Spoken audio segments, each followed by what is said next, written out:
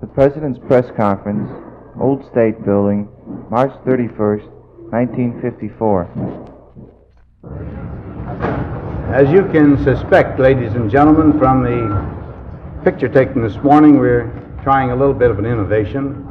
There has been some slight interest shown in the tests recently conducted in the Pacific, and for this reason I have brought along with me this morning the expert in that field. And after I take a certain share of the press conference time, I'm going to turn the rest of it over to him.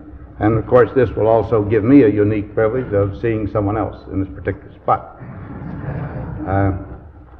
One of the things I should like to take a moment to talk about is the excise taxes. Now the excise taxes, of course, have reduced revenues a very considerable amount more than I recommended. Nevertheless, from the beginning, it was acknowledged that here was a field that was open to discussion. There is one school of thought that believes that cutting of excise taxes can have such a great effect in stimulating a business that your revenues will not be hurt as much as we estimated. In any event, the bill as it does, continuing certain needed excise taxes on beyond April 1st, that is tomorrow, is going to be signed. I'll sign it today, and certainly I accept it wholeheartedly, and we're certainly hopeful that the results, any damaging results, will not be as great as might have been. I should like to call attention to this one fact. On figures furnished to me by the Treasury, this will be the greatest single tax reduction in dollars ever accomplished by the American government. $7,400,000,000 taken off reduced in 1 year on taxes. This includes, of course, the reduction in income taxes of January 1st, the abolition of the excess profits tax, and this excise tax. But that will be a huge amount of money in the hands of private citizens to spend themselves, and certainly we have every reason to believe that it will be a stimulating factor in our economy. Another point to discuss just briefly is housing. Now, there's been a lot of different kinds of thinking on public housing, and I think most of you are aware of the general provisions of the plan that I submitted to the Congress some couple of months ago, and I'm informed that Mr. Wolcott's committee is bringing out that program largely in the same form as presented to it. Now, in the public housing factor, there has been a very considerable struggle, but I am delighted that yesterday the leadership succeeded in getting the necessary appropriations so that approximately 35,000 public housing units can be constructed this year. And the authorization will certainly be accorded to go for a like amount or something of that order next year in the authorization committee.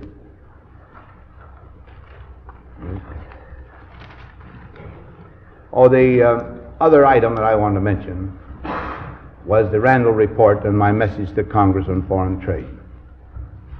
I think the report and the message largely speak for themselves. But I do want to make this one observation. In making this kind of an adjustment, in trying to move from an era in which our friends abroad had to depend so markedly on direct aid into an era where expanded trade will be a benefit to all of us, certain difficulties, even certain hardships can occur not only in our country but in others. The government is alert to that situation, will constantly be vigilant to see that any damage of that kind does not become one that's unjustified as you think of the welfare of 160 million people, and will take such steps that are necessary to prevent them from becoming either widespread or severe. But that there will be some adjustments of that kind is, of course, inevitable. I do believe that in this day and time, the free world must come more and more to realize that in an expanded, healthy, two-way trade lies our best insurance. That the doctrines of statism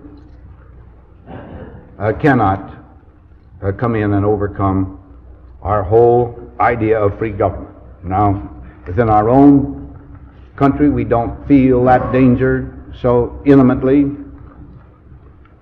The danger, in other words, is not in position of, let's say, breathing down our necks, but in some of the others, it is. And we've got to take all of those things in consideration as we stand firmly for a principle that in the long run is for the good of all of us.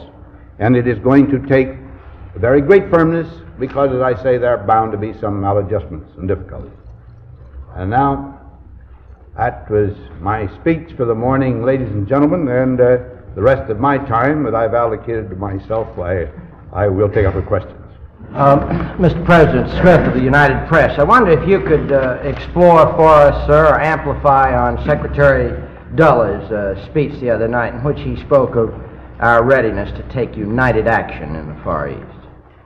Well, of course, the speech must stand by itself, and I should say that I was over every word of it beforehand. Secretary Dulles and I, as usual, find ourselves in complete agreement. Now, I've forgotten the exact words, but what he was that he used with in respect to the question you raised.